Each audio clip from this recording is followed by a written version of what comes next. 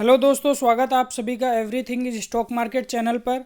दोस्तों, इस चैनल पर लगातार मोनोपोली स्टॉक के बारे में और आईपीओज़ की इन्फॉर्मेशन आपको मिलती रहती है। तो अभी तक आपने चैनल को सब्सक्राइब नहीं किया तो ज़रूर सब्सक्राइब कर लें और कम्युनिटी वाले ऑप्शन को ज़रूर देखते रहें। वहाँ आईपीओज़ की जो जानकारी है वो आती रहती है और आईपीओ की वीडियो भी आती रहती है। तो आज जो मार्केट में लीडर है यानी कि मोनोपोली स्टॉक है, उसके बारे में हम पूरी चर्चा करने वाले हैं। तो वीडियो में लास्ट तक बने रहिए। इस शेयर की सारी डिटेल हम देखने वाले हैं। कंपनी कितना पैसा कमाती है, किसके साथ ये काम करती है, और सारी चीज़ें हम लास्ट तक देखने वाले हैं। तो यहाँ पर आपको जैसा दिख रहा होगा, जनवरी 1999 में दो कंपनियों के बीच में करार हुआ, अडानी ग्रुप और विलमार ग्रुप। विलमार ग्रुप और अडानी ग्रुप के बीच में यहाँ पर पार्टनरशिप हुई, जिसमें से दोनों ग्रुप को फ़ायदा मिल रहा है। अडानी ग्रुप जो कि इंडिया का लीडिंग ग्रुप है, जिसके पास यहाँ पर आप देखेंगे transport and logistic, energy and utility sector, बहुत सारे इनके पास काम है अडानी ग्रुप के पास।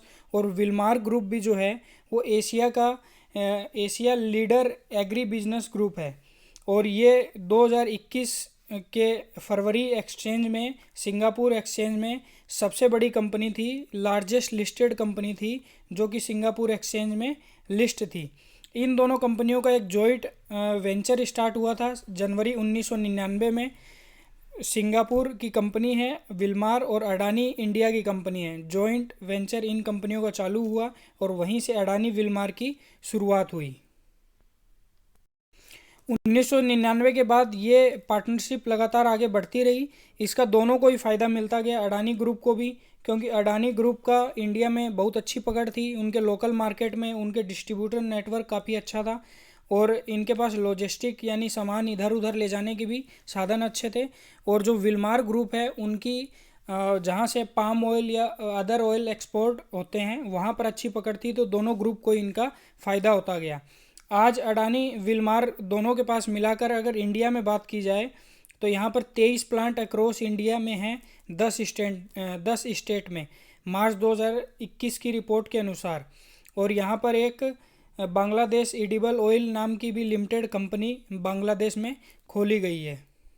अब दोस्तों, अडानी विलमार काम क्या करती है, तो सबसे पहले ही आपको पता होगा कि इनका सबसे फेमस जो ऑयल है, खाने वाला तेल है, एडिबल ऑयल, वो है फॉर्चून। इसकी फ़ोटो भी आप यहाँ पर देख पा रहे होंगे। तो फॉर्चून तेल में यहाँ पर बहुत सारे फॉर्चून तेल आ रहे हैं, जिसमें से palm oil, soybean oil, sunflower oil और मस्टर्ड ऑयल, सरसों का तेल, मतलब ये सारी चीज़ें हैं। तो सबसे पहले इनके सामान देख लेते हैं।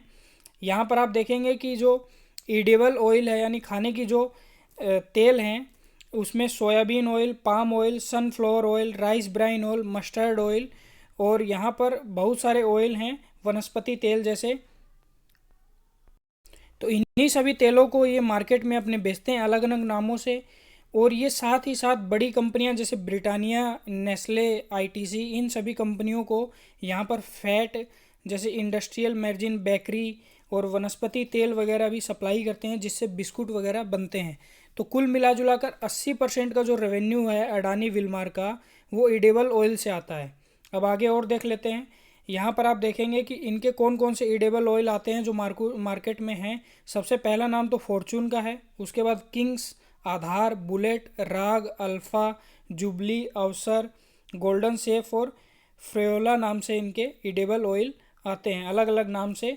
यहाँ पर आप फ़ोटो देख पाएंगे, Fortune Soya Health, Fortune Sunlite, Fortune Kachi Ghani, यहाँ पर mustard oil, rice bran oil, ये सभी इनके ऑयल हैं। जैसे किंग्स हो गया इनका, बुलेट, आधार, राग गोल्ड, और यहाँ पर ये सभी फैट्स हैं जो कि अदर कंपनियों को, बेकरी फैट्स हैं, जैसे ब्रिटानिया जैसी बड़ी कंपनियों को ये सप्लाई करते हैं। तो उससे भी इनको अच्छा खासा बेनिफिट हो जाता है।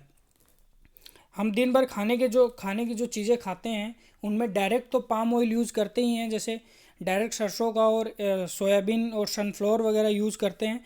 लेकिन हम जो बिस्किट, नमकीन वगैरह भी खाते हैं उसमें भी पाम ऑयल मिक्स रहता है। तो बहुत सी बड़ी बड़ी कंपनियों को ये कंपनी अडानी विलमार जो है सर्व करती है। अब इनका जो सेकेंड रेवेन्यू है, 12% का जो रेवेन्यू है, 80% का तो मैंने आपको बताया कि इनका एडिबल ऑयल, पाम ऑयल से आता है। 80% का जो रेवेन्यू है वो एफएमसीजी से आता है। एफएमसीजी के अंदर आप देखेंगे दालें आती है, मैदा, इनके चावल और इनका आटा भी बहुत फेमस है। सोया बड़ी, चीनी, बेसन, खिचड़ी, ये सब आते हैं इनके। यहाँ पर आप देखेंगे कि 2013 के बाद से इन्होंने इस पे ध्यान देना शुरू किया फूड और एफएमसीजी में। और इनकी जो है पैक्ड सूजी वगैरह सारे के सारे पैक्ड आइटम आते हैं। तो कोविड के बाद से वैसे भी पैक्ड आइटम पे ज़्यादा फोकस हो गया है सभी कस्टमर का। तो इनकी चीनी भी जो रहती है वो पैक्ड शुगर आती है। आगे हम इनके प्रोडक्ट देखने वाले हैं एफएमसीजी के। यहाँ पर आप देखेंगे कि इनका कोहिनूर इन्होंने ब्रांड खरीदा था। कोहिनूर चावल को भी इन्होंने अपने पोर्टफोलियो में शामिल कर लिया है। इनके बिरयानी चावल हो गए फॉर्चून के नाम से, कोहिनूर चावल, सोया बड़ी हो गई इनकी, बेसन, चना सत्तू और दालें हो गई सभी प्रकार की। इसके बाद खिचड़ी हो गई सभी प्रकार की, मैदा हो गया, इनका आटा हो गया, रवा, सूजी, शुगर, पोहा, सोया क्रंच, पोहा वगैरह, ये सब एफएमसीजी के अंदर आते हैं। और एफएमसीजी के अंदर इन्होंने साबुन और हैंडवाश एलिफ के नाम से वो भी लॉन्च कर दिया है। तो ये एक एफएमसीजी का इनका पोर्टफोलियो हो गया। इसके बाद जो इनका 5% का रेवेन्यू है वो इंडस्ट्रियल एसेंशियल ऑयल से आता है। इंडस्ट्रियल एसेंशियल ऑयल जो होता है वो अदर कंपनियों को सप्लाई करते हैं, जैसे बड़ी बड़ी कंपनियों को सप्लाई करते हैं। और ये जो ऑयल रहता है ये कॉस्मेटिक सामान, शैम्पू, डिटर्जेंट, सोप, कॉस्मेटिक और मेडिसिन वगैरह बनाने के काम में आता है। तो इस प्रकार ये कंपनी पूरे मार्केट पे अपना कब्जा की हुई है। सभी छोटी कंपनियों को सप्लाई भी करती है और ख़ुद भी अपना माल अपने थ्रू, अपने डिस्ट्रीब्यूशन नेटवर्क के थ्रू बेचती है। अब इस कंपनी के की पॉइंट देख लेते हैं। तो ये one of the few largest FMCG food company in India है जो कि एडिबल ऑयल और आटा, दालें, चीनी ये सब बेचती है। और ये नंबर 1 एडिबल ऑयल ब्रांड है। फॉर्चून जो है इंडिया का नंबर 1 खाने वाले तेल में ब्रांड है। और ये fastest growing package food company है। दोस्तों ये जो कंपनी है फास्टेस्ट फूड ग्रोइंग कंपनी है और ये सबसे ज़्यादा इंपोर्ट करते हैं एडिबल क्रूड ऑयल का बाहर से। और इनका जो मुद्रा पोर्ट के पास जो इनकी रिफाइनरी है अडानी विलमार की, वहाँ पर 5,000 टन पर डे ये लोग रिफाइन करते हैं एडिबल ऑयल को। और largest lauric fat manufacturing in India, और ये लार्जेस्ट सबसे बड़े फैट मैन्युफैक्चरिंग भी हैं इंडिया के अंदर। और यहाँ पर आप देखेंगे castor oil in India and one of the largest basic oleochemical manufacturing in India. तो ये ओली केमिकल को सबसे ज़्यादा बनाते भी हैं और सबसे ज़्यादा एक्सपोर्ट भी बाहर करते हैं। तो ये सारी चीज़ें थी इस कंपनी के बारे में। इनके कुछ की पॉइंट और भी हैं, जैसे इनका डिस्ट्रीब्यूशन नेटवर्क भी 5,000 प्लस का है और इंडिया में उनकी पूरी पकड़ बनी हुई है, नंबर 1 पाम ऑयल में है। तो ये सारी चीज़ें, अब कंपनी की ये सब चीज़ें ऊपर की ओवरव्यू हो गई। अब हम फाइनेंशियल चीज़ें देख लेते हैं, कंपनी की बैलेंस शीट वगैरह देख लेते हैं। तो सबसे पहले हम शेयर पे आ जाते हैं। अडानी विलमार का जो शेयर है उसका हाई 800 के लगभग जो गया था, वो 3-4 गुना रिटर्न बना के दिया था जब से शेयर लिस्ट हुआ था। उसके बाद से अभी थोड़ा यहाँ पर ये शेयर नीचे की तरफ चल रहा है।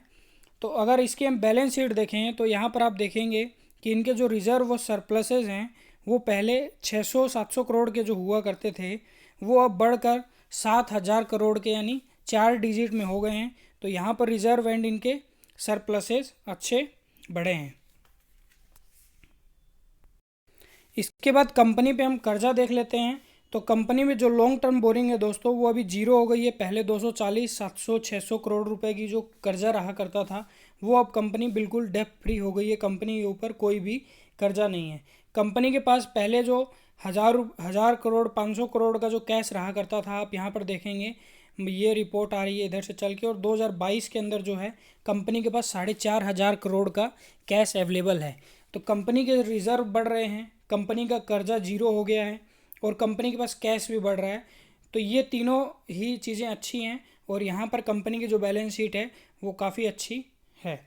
अब इसके बाद इसका मार्केट कैप अगर देखें तो इस कंपनी का मार्केट कैप 52,000 करोड़ रुपए का है। यहाँ पर पतंजलि का मार्केट कैप, जो कि पतंजलि भी तेल ही बेचती है, सबसे ज़्यादा उनका मार्केट कैप 30,000 32,000 करोड़ के लगभग का है। उससे डबल के लगभग इनका मार्केट कैप है।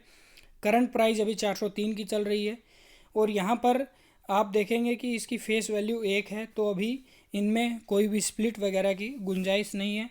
स्टॉक पी ज़रूर महंगा है, लेकिन इस टाइप की कंपनी जो इतना रिटर्न देती है और मार्केट में मोनोपोली है, उसके पी हाई ही आपको मिलेगी।